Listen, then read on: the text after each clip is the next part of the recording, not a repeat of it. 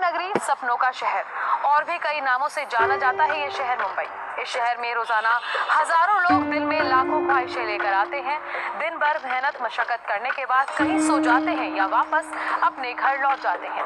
इस शहर के कई रंगों में एक और है चकाचौंध ग्लैमर से भरी दुनिया, और दूसरी और मुफलिसी रोजी रोटी के जुगाड़ में जिंदगी काटते लोग। और उनसे अलग है एक दुनिया, मुंबई की जुर्म और अपराध की दुनिया, जिसका नाम है अंडरवर्ल्ड। आज हम अपनी बायोग्राफी सीरीज में इस अंडरवर्ल्ड की दुनिया का बेतहाज बादशाह कहलाए जाने वाले दाऊद इब्राहिम कासकर की कहानी आपको बताने वाले हैं। करीब 40-45 वर्षों से मुंबई में इसकी जुर्म की दुनिया चल रही है। गुजरे वक्त में बम्बई का नाम मुंबई हो गया। बॉलीवुड के सितारों के चेहरे बदल गए, नस्लें जवान हो गई, लेकिन अंडरवर्ल्ड पर उसका दबदबा खत्म नहीं हुआ। साथ ही अब वो दुनिया के बड़े अपराधियों की लिस्ट में आता है। नाम दाऊद इब्राहिम कासकर, उम्र करीब 65 वर्ष, कद 5 फुट 5 है। ये इंसान कद में छोटा है, लेकिन इसके कारनामे बड़े हैं। ये सिर्फ भारत का ही मोस्ट वांटेड नहीं, बल्कि दुनिया भर की पुलिस को इसकी तलाश है। दाऊद इब्राहिम के पिता पुलिस में थे, लेकिन दाऊद इब्राहिम ने कभी भी कानून को नहीं माना। बचपन से ही वो छोटे मोटे झगड़े अपराध करने लगा था। ये बहुत कम लोग ही जानते होंगे कि जब दाऊद ने पहली बार अपराध की दुनिया में कदम रखा था, उस समय उसको इसका काका भी ज्ञान नहीं था। मुंबई के डूंगरी इलाके में गुजरा था दाऊद इब्राहिम का बचपन। आज दुनिया की नाक में दम करने वाला और हजारों करोड़ का मालिक दाऊद इब्राहिम उस वक्त रोटी के लिए भी मोहताज हुआ करता था। इनके घर में अच्छा खाना तभी नसीब होता था जब अंडरवर्ल्ड डॉन हाजी मस्तान और करीम लाल की बख्शीश उनके घर आती थी। मुफलिसी भरे वक्त में वो जुर्म की दुनिया में अपना कदम रख चुका था। जैसे जैसे वो बड़ा होता गया, जुर्म की दुनिया उसे अपनी ओर खींचती गई और उसका डर खत्म होता जा रहा था। वो अंडरवर्ल्ड डॉन करीम लाला से प्रभावित था और उसी की तरह बनना चाहता था। बचपन में सीधे जाने की बात ने उसको खतरनाक बना दिया था, और बड़े होने के बाद ही उसने छोटे मोटे माल की स्मगलिंग शुरू कर दी। अपने बड़े भाई शकीर के साथ वो इस धंधे में माहिर हो गया। वो लोगों को असली सामान बताकर और दिखाकर नकली सामान बेचने लगा। 1979 का वक्त जब दाऊद को स्मगलिंग का ये धंधा छोटा करने लगा। वो कुछ बड़ा भी करना चाहता था और उसने एक व्यापारी से 4 लाख रुपए लूट लिए।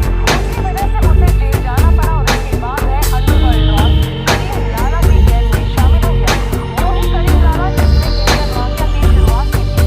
उस समय करीम लाला ही था मुंबई का असली डॉन, जो पठान गैंग के नाम पर माया नगरी में अपनी हुकूमत चलाता था। और इसी करीम लाला के लिए वसूली और हीरे जवाहरात की तस्करी करता था दाऊद इब्राहिम। दुनिया के सबसे ताकतवर देश अमेरिका ने इसको ग्लोबल टेररिस्ट की श्रेणी में शामिल किया है, लेकिन इसके बावजूद भी ये सभी सुरक्षा एजेंसियों को चकमा देकर ऐशो आराम की जिंदगी जी रहा है। इसके तार दुनिया के सबसे बड़े आतंकी संगठन अलकायदा से भी जुड़े हैं।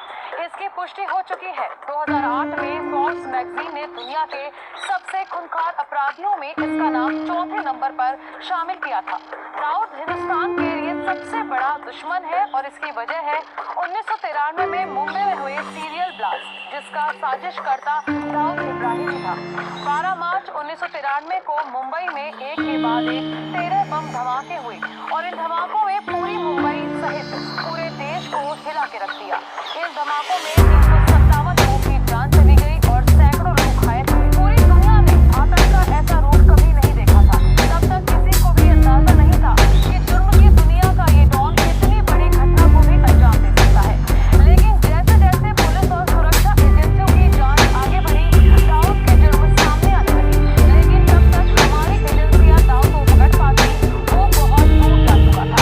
28 साल का वक्त गुजर चुका है, लेकिन हिंदुस्तान अभी वो जख्म और घाव भुला